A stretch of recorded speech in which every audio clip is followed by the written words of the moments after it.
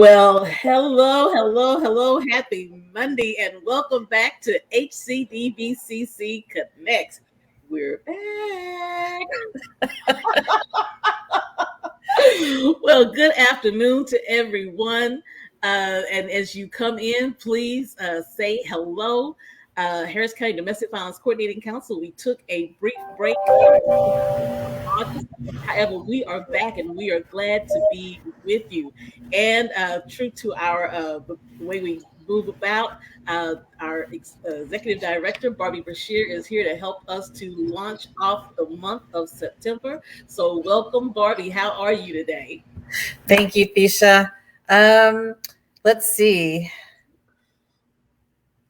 I have a little anxiety worrying about this Nicholas that's decided to visit us. I'm hoping Nicholas moves through quickly, just gives us a little bit of soaking, nothing drastic.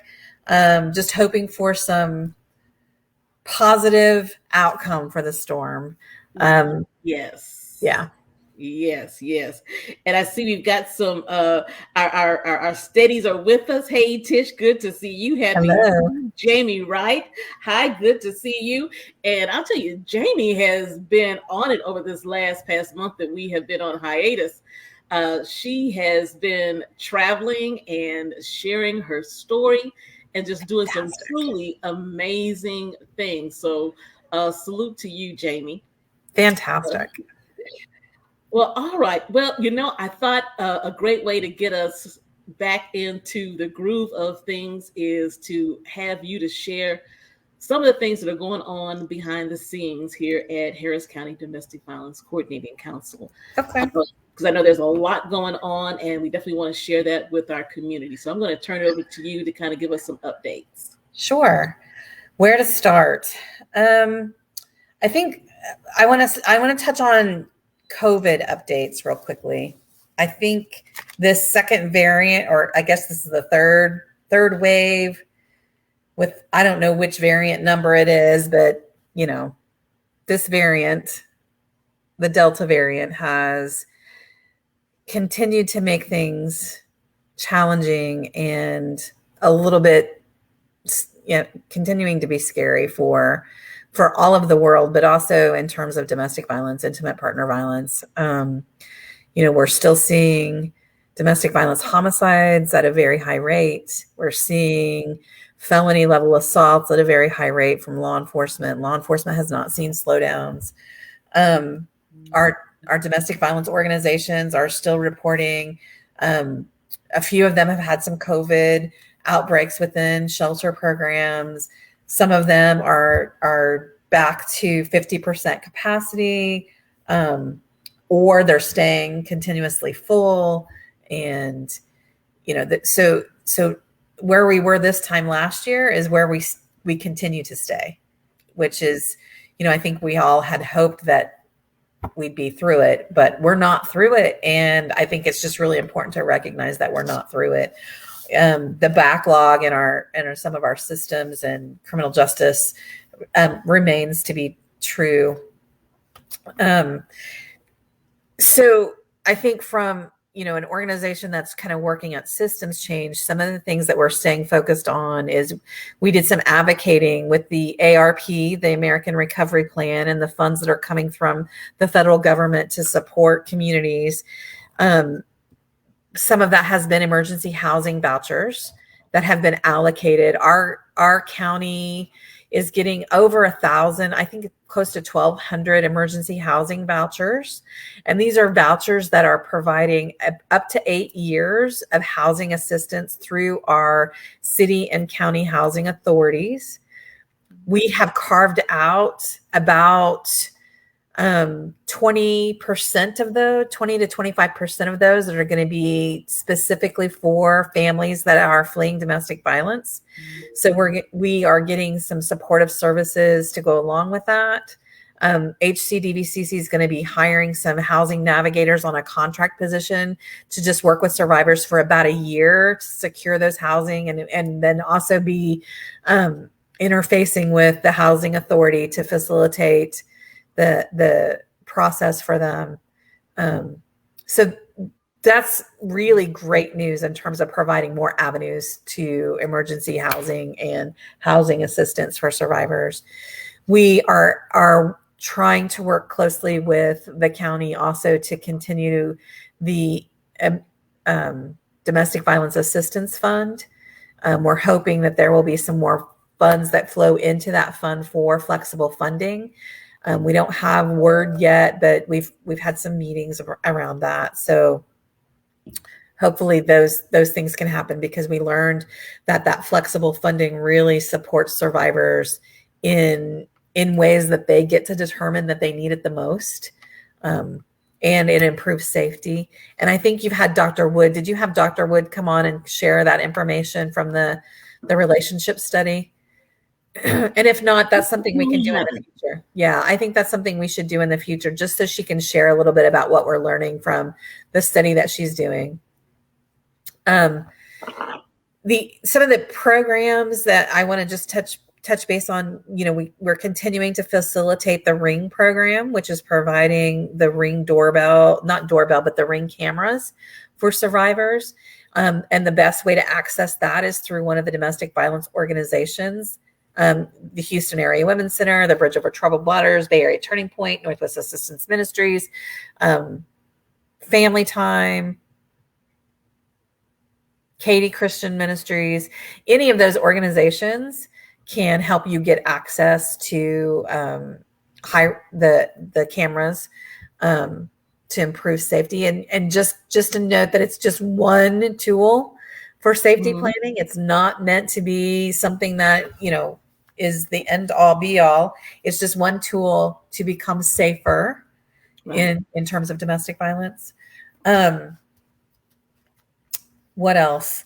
Let's pause there, because I see Jamie's asking about the relationship study. I know that we talked about it this year, have not had Dr. Wood to come on, but I know we shared in one of the lives about it. So if you could circle back about the relationship study. Sure. And also do even a further breakdown about what is flexible funding. So those two things. Sure. So last year, when the county released funds from the COVID relief, the federal monies that came in for COVID relief, I'm going to talk about this in two ways. So we received flexible funding dollars, and we contracted those dollars out to domestic violence organizations. Flexible funding is a low barrier cash or gift card assistance program for survivors to use for things that they need to become safer. Most of those things were used, most of the flexible funding that we received last year, we served over 3,000 survivors collectively through those funds. And those are families. A lot of rental assistance. So folks that didn't have access to other rental assistance use that money for rent up to 3 months of rent. Utility assistance to pay back utilities that were owed, transportation assistance. We've had car repairs, childcare assistance, folks that used it to pay for childcare, food assistance. So we facilitated a lot of $500 gift cards that were given directly to families, and then the families used those gift cards for whatever they needed. And that flexible funding is what we're hoping to replenish with some of the ARP funds that are coming in. The coordinating council knew pretty early last year that there was this kind of increase in violence for folks because of COVID, but we wanted to find out what that really looked like for survivors. So we took some of that Domestic Violence Assistance Fund and worked with Dr. Leela Wood, who is with UTMB, the Center for Violence Prevention, to create a survey and research interview to hear from survivors. So over 400 people who were survivors responded to the survey. They received gift cards for participating in the survey. And there was about a 45-minute follow-up interview with about 150 families. So folks completed online interviews with a questionnaire that was completed. And then some of those folks were randomly selected to participate in a qualitative 45-minute to an hour interview with the research team. And what we learned was was the evidence to support that survivors, yes, indeed, were experiencing great levels of physical violence in that year span. So for the year 2020, that the people who completed the survey reported an average of 16 separate physical assaults. That's a tremendous amount of physical violence that's happening for families. Sexual violence was reported at higher rates than the national average. Risk for homelessness, food insecurity, rental assistance were all things that survivors were reporting great need for. The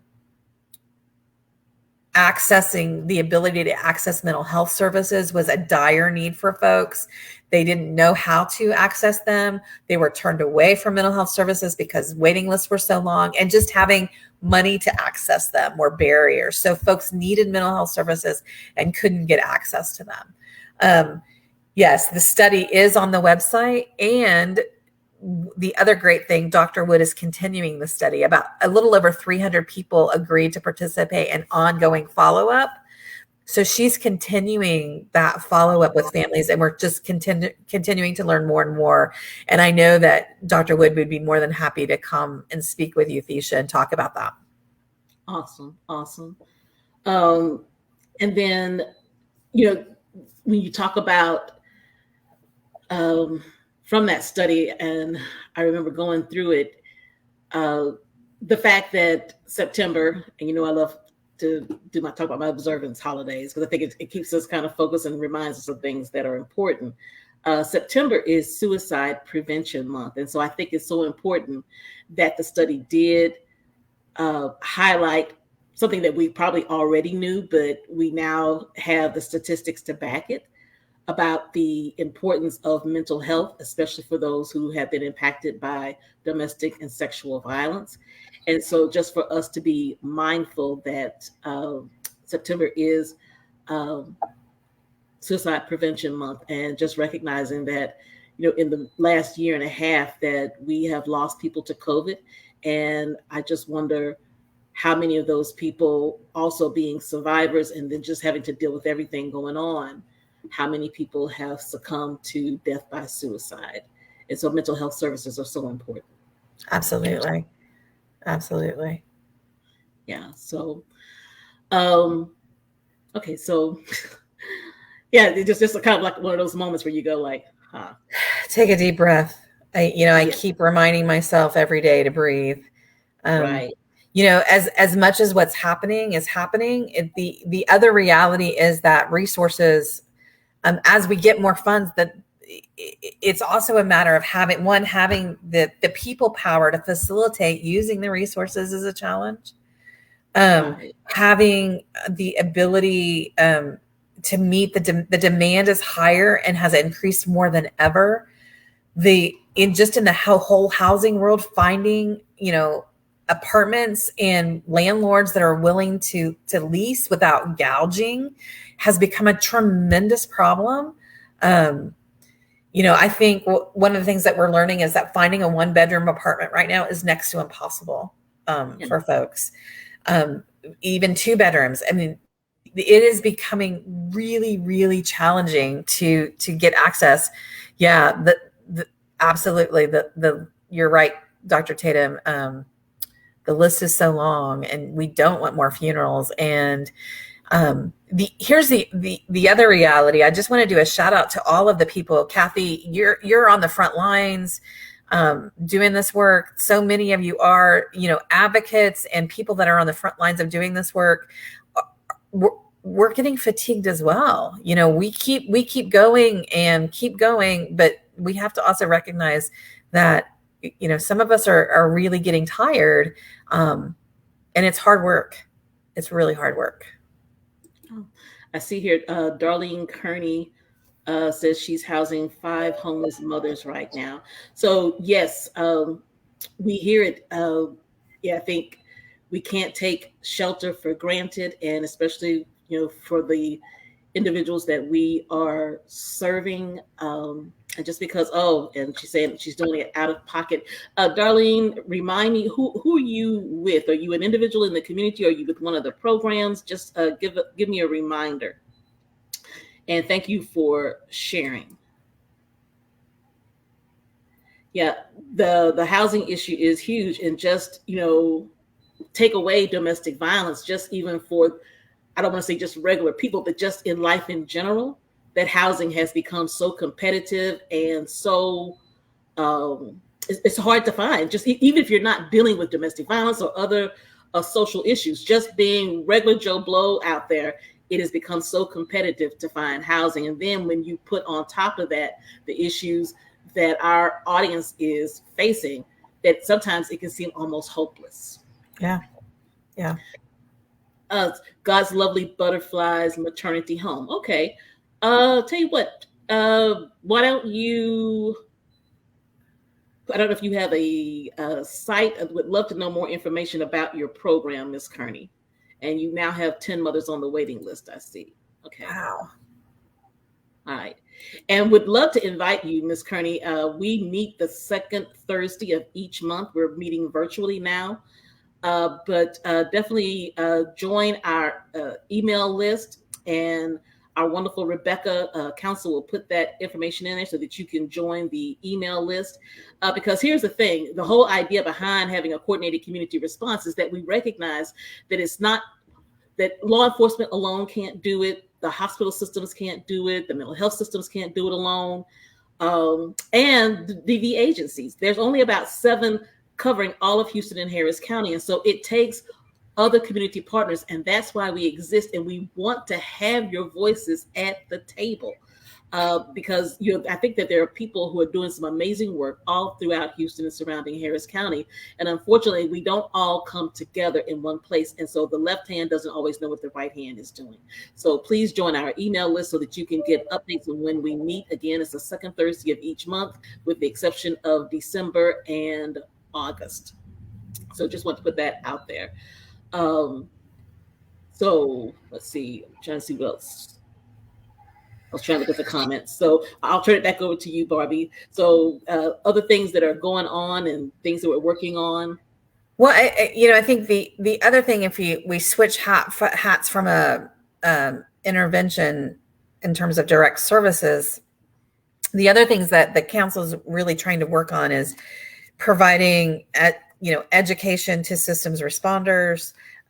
We're working on hosting a judges training for the month of October. Looking at how recent legislative efforts that passed through this past session are going to affect women and families is definitely something that we're starting to dive into. There's a lot, several laws that have passed and have gone into effect as of September 1, and kind of looking at those and to see what's the fallout from those, the positive ones and maybe some of the negative ones. We have a blend of both going on. I think when you look at systemically how to address many of these issues, what matters is who our elected officials are. I think there was a comment that said something about it's sad that, I think it was it Onika? Yes. It's sad that globally DV and its effect on families is not top priority. Absolutely. It's very sad. And when we have people that we are electing that are not making that a priority, that's what continues to happen. So being aware of who our leadership is, and those things are super important as well. So I think, Thisha, you have several events that are coming up for Awareness Month. It's interesting that, we set aside October as Domestic Violence Awareness Month, but domestic violence happens every day of the year. I can't help but wonder, because this is women predominantly that are victimized by it, I can't help but wonder if the patriarchy and the systems that we have that are patriarchal are, continuing to, and maybe unknowingly contributing to the problem continuing. We haven't ever truly addressed as a nation the folks that use violence in their relationships. Everything is centered around the person who's victimized. Everything, our interventions, our work. So we create all these programs that are centered around victimization. Toby Myers taught us a long time ago that, prevention is about draining the swamp, right? If you have all these mosquitoes and the mosquitoes continue to cause malaria, where do the mosquitoes come from? Well, they come from the swamp. If you drain the swamp, the mosquitoes can't breed and die, and they die, right? That ends the outbreak.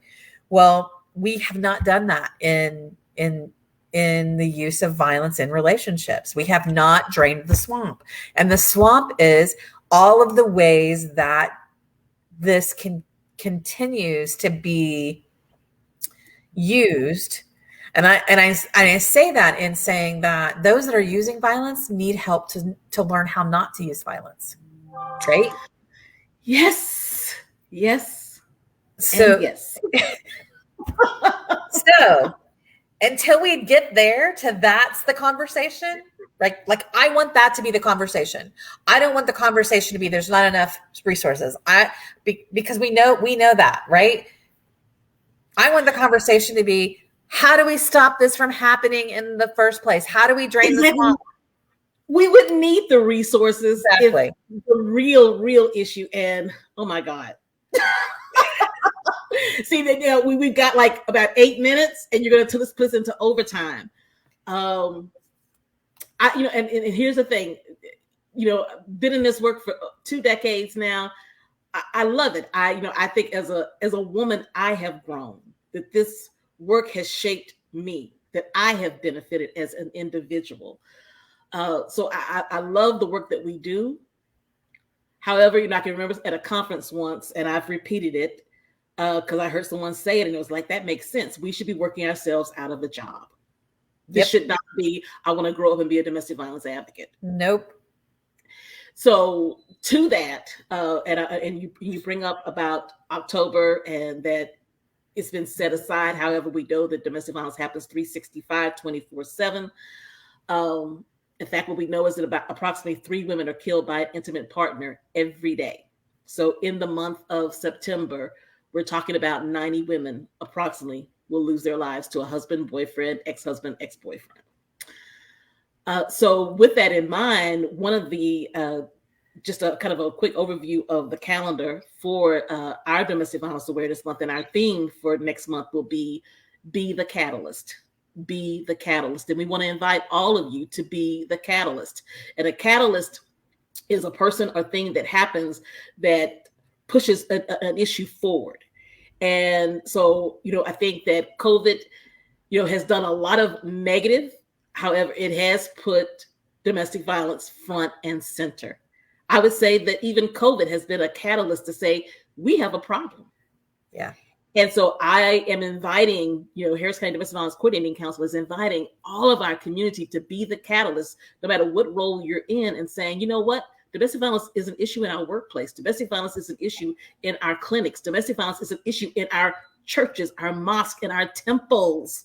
Yes. It is an issue in our schools. Yes. And not only are we addressing the needs of those who have been victimized, let's talk about the people who are doing the victimization. Yes. Tisha, I'm going to mirror you. Yes. Like that's it. If we're going to talk about resources and needing resources, the and I'm going to talk about resources, but I'm going to talk about this much. What I want to talk about is why is this continuing? How do we help this stop? Right? That has to become the conversation. And it's never the conversation. That is never the conversation. And I believe there's a reason it's never the conversation. Because if it's never the conversation, then it never has to change. Exactly. And I think there has to be accountability for abusers. And no, let's just put it out there, because I know that this conversation goes on. No, it's not just men who are abusive. Yes, there are women who use abusive behavior. However, what we know is that 95% of the time it is a male. And it's not because men are bad, it is the way men have been socialized. And we have to take responsibility for that. And so HCDVC has reached out to Texas Council on Family Violence, who oversees the process of qualifying BIPs. And a BIP is a Battering Intervention Prevention Program. Battering Intervention Prevention Program. And there's about, I believe, 50 or more here in the Houston and surrounding Harris County area. And so we've made contact with Claire, who oversees that BIP through TCFE. And so on October 22nd, let me get my calendar. And you can visit our website to get more information. But October 22nd from 2 to 4. October 22nd from 2 to 4. Claire, oops, dang it. Oh, my screen went away. Hold on. Okay, there we go. Claire and her team are doing a workshop on accountability and programs working together. Accountability for abusers and keeping victims safe. But the whole idea of the live webinar is to have a conversation with BIP facilitators, domestic violence advocates, law enforcement, community members, is how can the BIPs and DV advocates come together to hold abusers accountable for their behavior. And I think, you correct me if I'm wrong, Barbie, but the way I look at it, yes, Jamie, it is open to the public and it is complimentary, so there's not a fee to attend. But I think that sometimes we work in silos. You know, all the DV advocates are working together, and then you've got the BIPs over here. We very seldom even have conversations about them. However, I believe we have to work collaboratively in order to ensure safety and also ensure that there is a change that is taking place with the abuser. So, your thoughts about it? The same.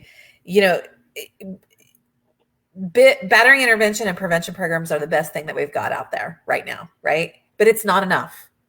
We have to have more opportunities and more items and more ways to address accountability. And, there's formal systems like criminal justice systems. That's only one piece of accountability. That's not the end all be all. And it should never be, right?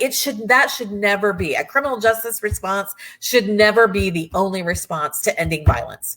In fact, it should be the last resort to ending violence, right?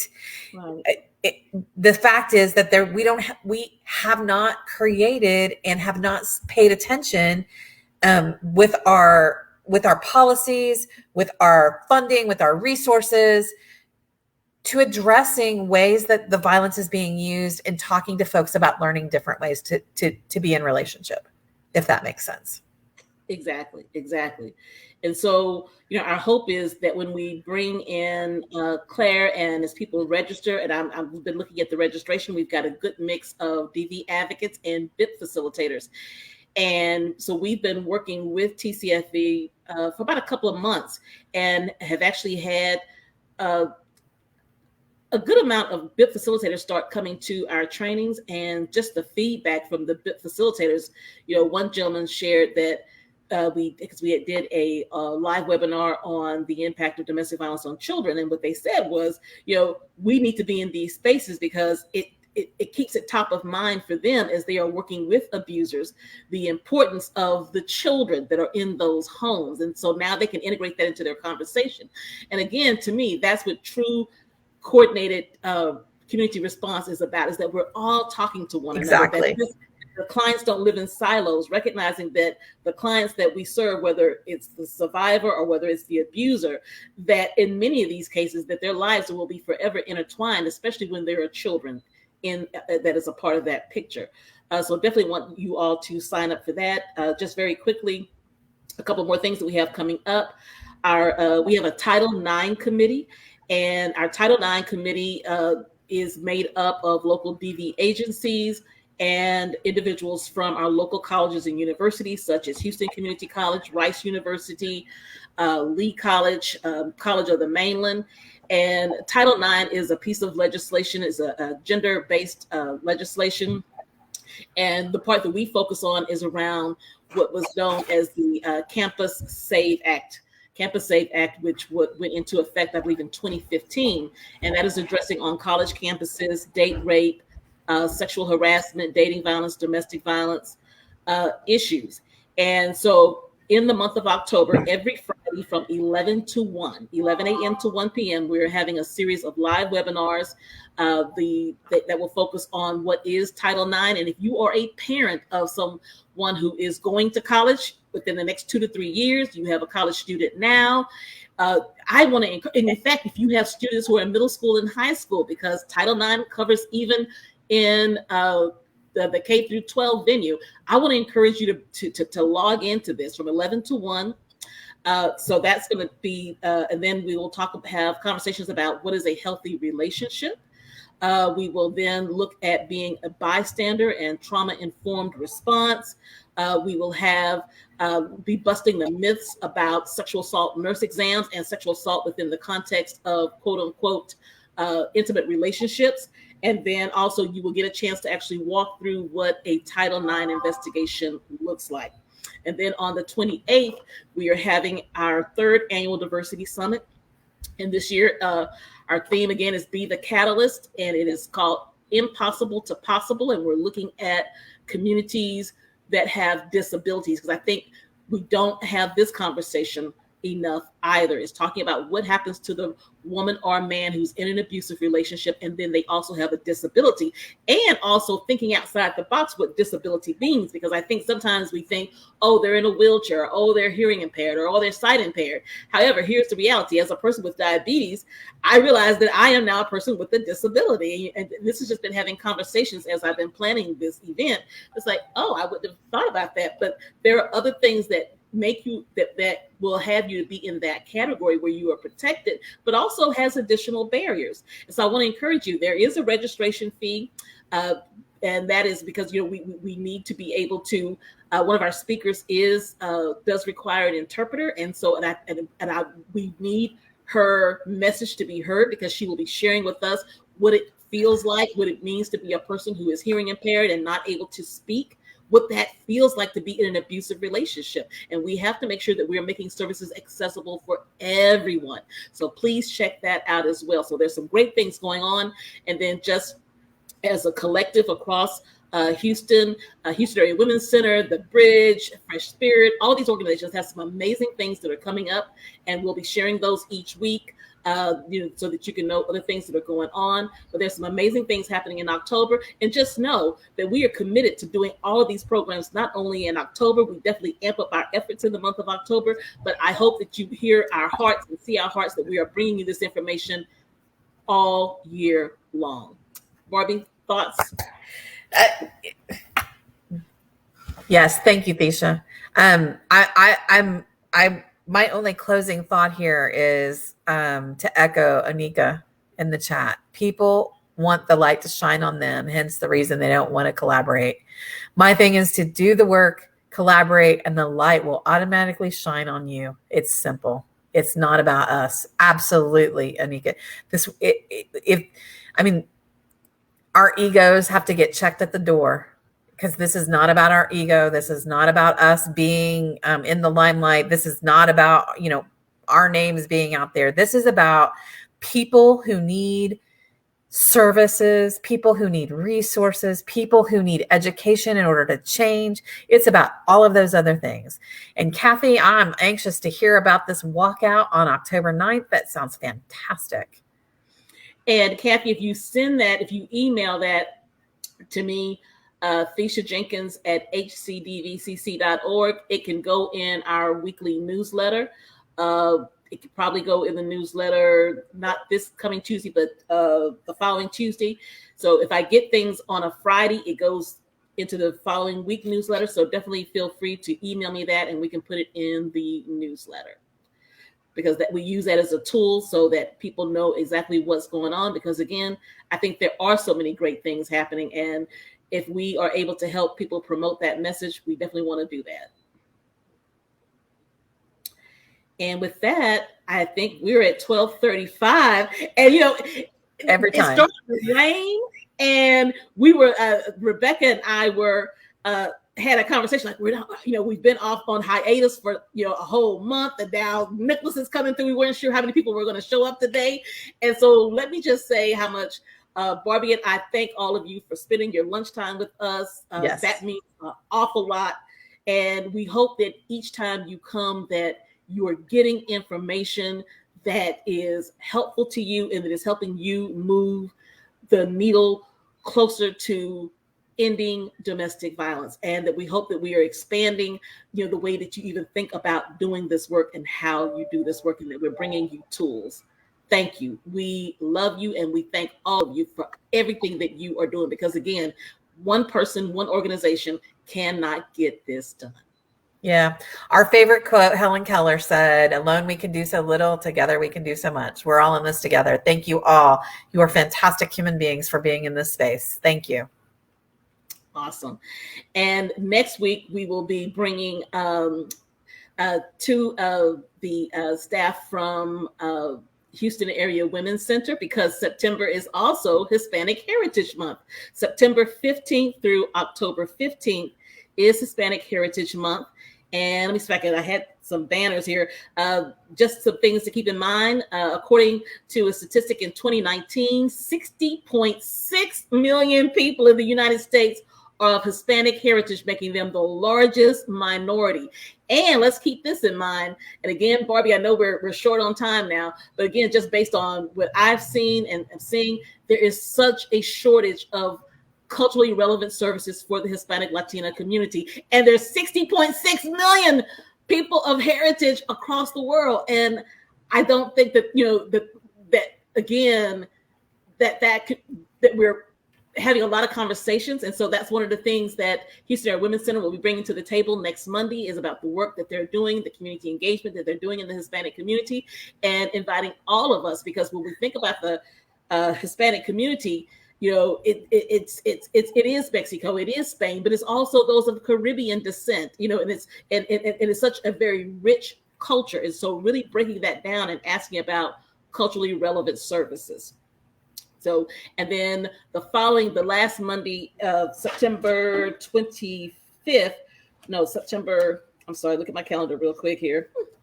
September 27th, we will have Crystal Delgado and Molly Voiles from Texas Council on Family Violence, and they will be doing an overview of the legislative updates, because laws did change effective September 1st. So those laws related to domestic and sexual violence, they will be doing an overview. So you want to bring paper and pen. We may see if we can even have the link for the download so that you can actually get a copy of those updated laws. And especially for those of you doing direct services, you want to make sure that you are staying up to date on the laws that affect the clients that we are serving. And I think that's it. So with that, I'm going to say goodbye. And Barbie, final words? Thank you. Just thank you. All right. Well, we'll see you all next week again. We will have guests from Houston Area Women's Center, and they will be sharing about the work that they are doing in the Hispanic Latina community. And until then, stay safe and stay dry for those of you here in the Houston area. See you next week. Bye-bye. Bye.